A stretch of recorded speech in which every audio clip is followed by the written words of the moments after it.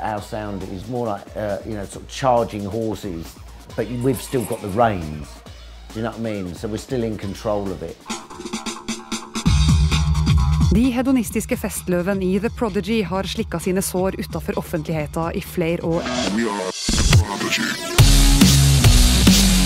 Nå kongene av 90-tallets rave-scene tilbake, og som alltid har de pakket bagasjen full av stygge lyder.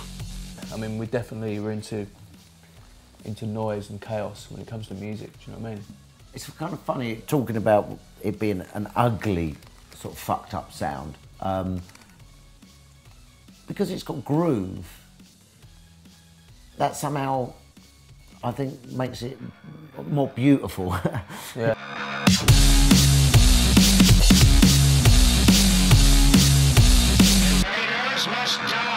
I think a lot of the tracks get pushed to their outer edge, you know, to their boundaries. They get packed full of ideas, and they get filled with noise and sonics and riffs and, you know, big sounds. Then it gets stripped back.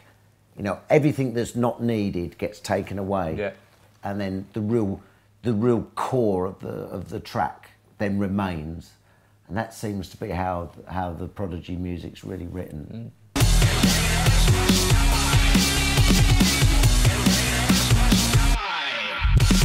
Something that makes me go back to the groove, and the groove, that internal body clock that the music moves,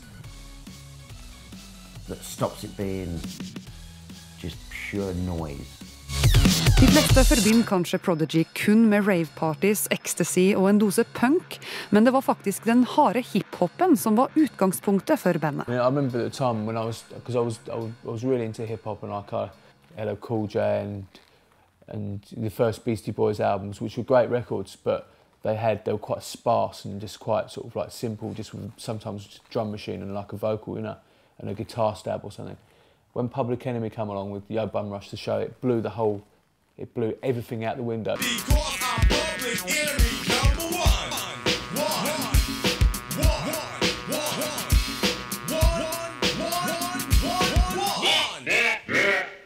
Public Enemy number one, when I heard that, it was totally different to anything. You know, it kind of just turned everything on its head.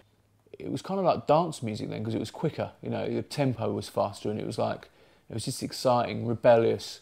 For me, it was the music that really pricked my ears up and really inspired me for Prodigy music, you know. Yeah. Listen for lessons of slaying inside music that the critics are blasting before. They'll never care for the brothers and sisters why across the country has us up for the war. Mot slutten av 80-tallet startet en av de mest berykta subkulturene verden har sett, rave-kulturen.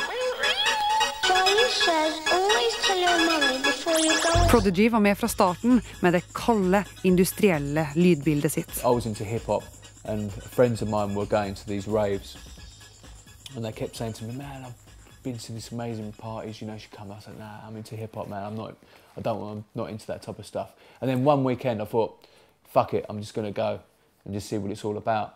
And I went totally straight, I just went to just see it. And the music they were playing actually wasn't that far off to like Public Enemy. I went once and didn't stop going from then until it ended. You know, every party was like it was the last party. Yeah. You know, it was as if someone was going to steal it away from you. It was that special. And people didn't know really then what it was about. So it felt like you had something really special. Yeah. And I lived for the weekend.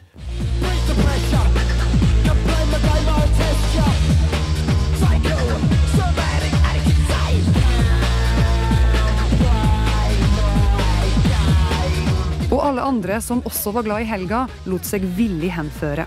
Prodigy ble ansiktet til den nye ungdomskulturen, særlig med den mørke andre plata. Men i festens midtpunkt, der bandet befant seg, hadde den gode stemningen forsvunnet.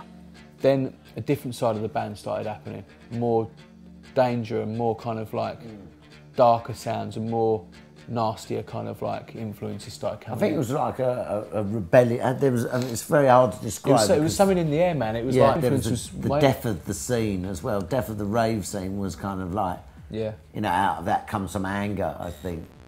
Og siden skulle det forbli mørkt fra The Prodigy. I definitely gravitate more towards a darker set of notes than a happy set of notes. Do you know what I mean? That's just in me. I don't know why, but I just do that.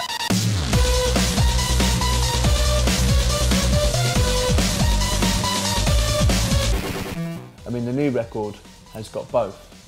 You know, it has got both. I mean, our new record is actually quite up, but it's still nasty all the way through.